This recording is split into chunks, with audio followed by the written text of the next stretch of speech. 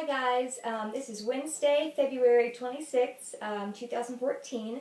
This is the fourth day of National Eating Disorders Awareness Week for 2014, and I wanted to record a poem that I actually wrote in October of 2010, fall of my senior year of college, and I have since performed this at the beginning of each of the presentations I have given at local high schools and middle schools to raise awareness for eating disorders.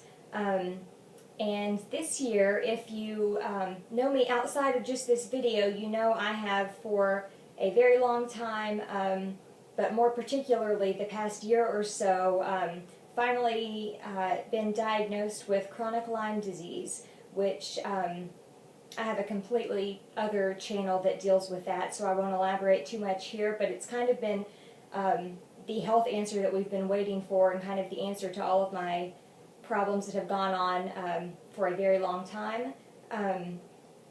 But that said, I had a brief period here of about 30 minutes so far where I felt okay enough to make this video, and I wanted to do that for you all.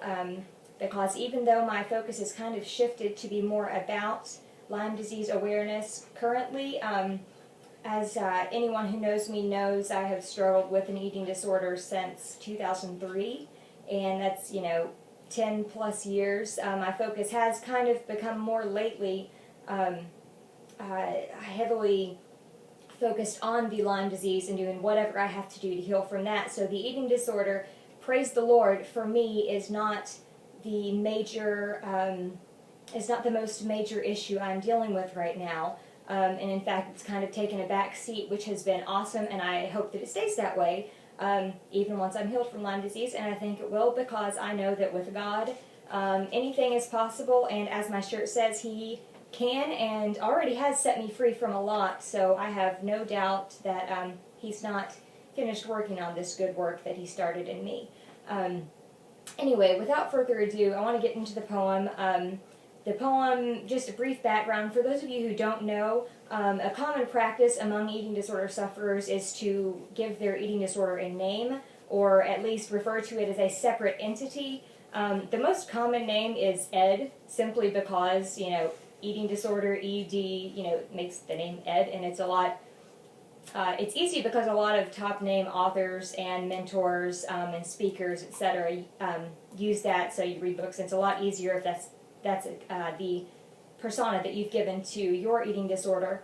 I realize not everyone does this, but I personally did, because it helps separate, the Becca that struggled with an eating disorder and then the eating disorder voice that was in Becca's head, because I was Becca before I ever had an eating disorder, and then this Ed, he crept in, and this voice kept antagonizing me for so many years, and my message is one of hope. Since I am unable to go out and give presentations this year, or do anything really outside of my house, I had to film this and share it. So I hope you enjoy, and this poem that I have written is actually something I have written to Ed, my eating disorder, so that's who I'll be talking to throughout this poem. I do apologize if you hear noises throughout. I have a cute little beagle, and she is so adorable and the love of my life, but she doesn't quite understand being quiet when Mommy's making a video. So if you hear any noises, like she was just now scratching on the floor, and who knows what will happen during the video, but that's what that is, and it's just impossible to get a one-shot quiet background noise video in this household. So, the poem is titled, I Will Rise, I Will Survive, and I Will Thrive. You again. Can't you at least get some new material? I mean, really, at least try some new lines? What's that? You haven't got anything else? You've just been telling me the same thing over and over again? Well, duh, I could have told you that. Come again? Oh, you think that just because I believe you every once in a while, it means you still have power over me. Well, maybe you're right for now, but I've got news for you. I will rise, I will survive, I will thrive. Just the very fact that I'm saying this now should be enough to worry you, because that means that I am getting stronger, and for every bit of strength I gain, no matter how small or how big, it means you are getting weaker. I can see it too. Oh, I know. I'm telling you exactly what you don't want to hear. Making you mad, being a pain in your side. I don't apologize though. Oh no. No. You don't deserve an apology. After all, when did you ever give an apology to me? Nothing? No answer? That's what I thought. I know it'll cause you even greater distress though. I forgive you. Yes, that's right. I said it. I forgive you. Oh, that doesn't sound so bad? Really? Well, it is, and you want to know why? Because by me forgiving you, it means that I have recognized, acknowledged, and accepted that you've done something wrong all along and that I have moved on, or at least that I'm in the process. After all, that's what this is, a process to make you less, see you less, remember you less, and forget you more. I do implore you to make your last plea, because for me, I've not really much else to say to you except that I'm through going back and forth, around and around, with no sense of which way's up, which down. I'm ready to see what else there is out there for me. I'm ready to be what I was made to be. Me. Yes, me. No, not me with you. Don't you get it? Didn't you hear me? I said we're through. Don't worry, you'll come to terms with it eventually. They say admittance is the first step. I know, you don't feel like I'm telling you the truth. Well, I am. And you want to know why? Because I don't lie. Oh no, I leave all the lying up to you.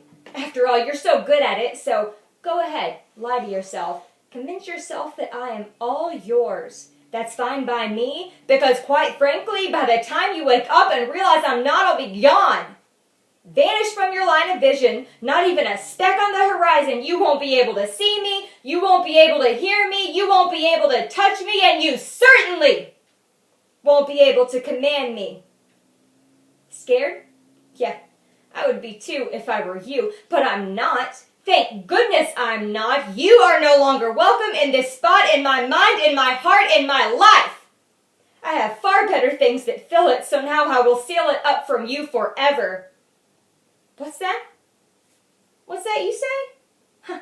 You say my lines are not true? My rhymes too cliché? Whatever. Whatever helps you sleep better at night. All I know is that I will sleep much better without you, so why don't you chew on that?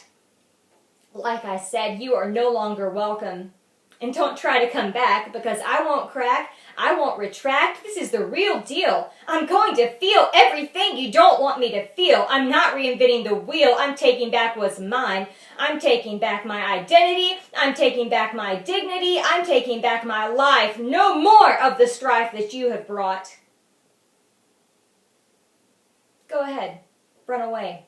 I would too, if I were you.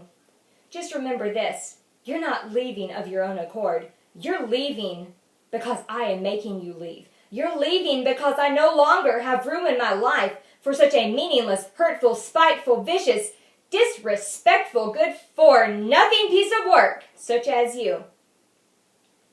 I know you'll try to continue to have your hold over me, but rest assured, I will not succumb. I will overcome. I am overcoming right now as we speak. You will fade. I will evade. And I will rise. I will survive. I will thrive. All right, so happy NEDA, everyone, for 2014. And I hope that everyone has a great week. And remember, it can happen to anyone, so don't think that you're immune, and if you know someone who struggles, please encourage them to get help in non-confrontational ways. I've shared links to that throughout the week on various social networks, so please just remember that if you are struggling, you are a sufferer that deals with an eating disorder or disordered eating or body image dysmorphia, please know that there is always hope. That's the message I always like to end with. So have a great week, everyone. Bye.